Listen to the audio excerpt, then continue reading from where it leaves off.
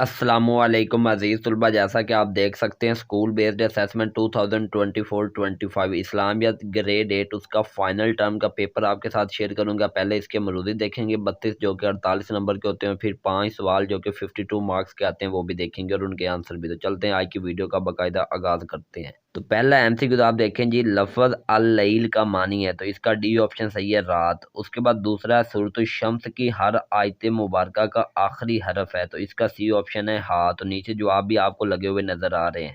تیسرے M C کیو کا سی option صحیح ہے، جہنم سے۔ چوتھے کا اے صحیح ہے، بدگمانی سے۔ پانچویں کا سی صحیح ہے، دعا کے۔ چھٹے کا سی صحیح ہے، تقدیر پر ایمان۔ ساتویں کا بی صحیح ہے، تدبیر۔ آٹھویں کا سی صحیح ہے، عقیدہ آخرت۔ نویں کا بی صحیح ہے، خوش بختی کی۔ 10ویں کا ڈی صحیح ہے، اللہ کا۔ 11ویں کا اے صحیح ہے، عشر۔ 12ویں کا بی صحیح ہے، جامع عبادت۔ 13 کا ڈی صحیح ہے، زکوٰۃ دینے سے۔ 14 کا بی صحیح ہے، ایمان۔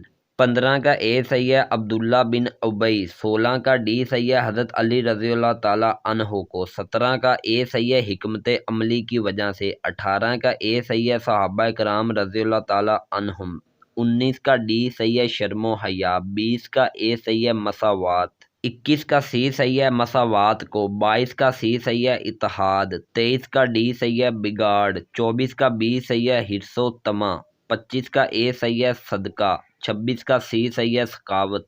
27 کا ڈی صحیح ہے، حضرت سیدہ میمونہ بنت حارث رضی اللہ تعالیٰ عنہا۔ آگے 28 کا اے صحیح ہے، حضرت حسین رضی اللہ تعالیٰ عنہ سے محبت۔ اس کے بعد 29 کا اے صحیح ہے، منکر نکیر۔ 30 کا ڈی صحیح ہے، صوفیہ میں۔ اور 31 کا اے صحیح ہے اور 32 کا بی صحیح ہے۔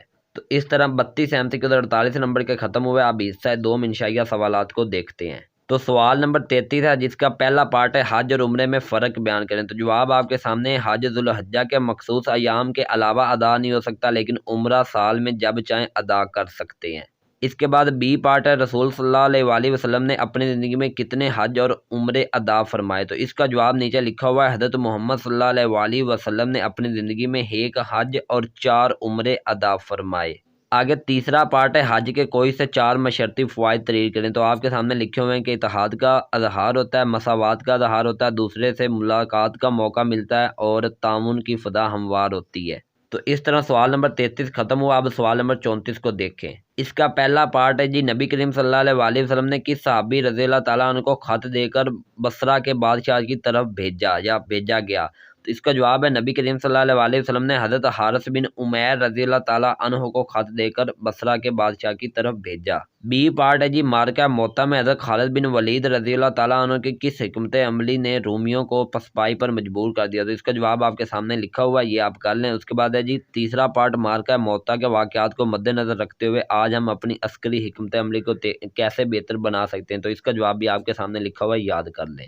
آگے سوال نمبر 35 کا اے پارٹ ہے، حرص و طمع سے کیا مراد ہے۔ اس کا جواب ہے، حرص و طمع کا معنی ہے کہ انسان اپنا حصہ حاصل کر لینے کے باوجود دوسرے کے حصے کا لالچ رکھے۔ آگے بی پارٹ ہے، لالچ انسان کو خواہشات کا غلام کیسے بناتی ہے۔ تو یہ جواب آپ کے سامنے لکھا ہوا ہے، لالچی اور حریص انسان چونکہ ہر وقت زیادہ سے زیادہ مال جمع کرنے کی کوشش میں لگا رہتا ہے۔ تو یہاں سے لے کر اینڈ تک لکھنا، دوسری لائن کے مڈ میں، دیگر بری خواہشات کا غلام بنا دیتی ہے، یہاں تک اس کا جواب ہے۔ آگے سی پارٹ ہے، حرص و طمع سے بچنے کے لیے کون سے 5 اوصاف اپنانے چاہیے۔ تو یہ 2 لائنوں کا جواب آپ کے سامنے لکھا ہے، اس کو اچھے طریقے سے یاد کر لیں۔ سوال نمبر 35 ختم۔ سوال نمبر 36 کو دیکھیں۔ سوال نمبر 36 کا پہلا پارٹ ہے، سچے اور امانت دار تاجر کی عظمت کے بارے میں کوئی ایک حدیث لکھیں۔ تو آپ صلی اللہ علیہ وآلہ وسلم کا ارشاد ہے کہ سچا اور امانت دار تاجر قیامت کے دن انبیاء، شہداء اور صدیقین کے ساتھ ہوگا۔ تو یہی اس کا جواب ہے۔ آگے اس کا بی پارٹ ہے، اسلامی تعلیمات کے مطابق تجارت کے آداب لکھیں۔ تو یہ نیچے لکھے ہوئے ہیں، تجارت حلال اشیاء کی ہونی چاہیے، جھوٹ نہیں بولنا چاہیے، دھوکہ نہیں دینا چاہیے، قبضے سے پہلے تجارت منع ہے، زائد المیعاد چیزوں کی تجارت منع ہے، بدکاری و جھگڑا منع ہے، خوش اسلوبی و نرم مزاجی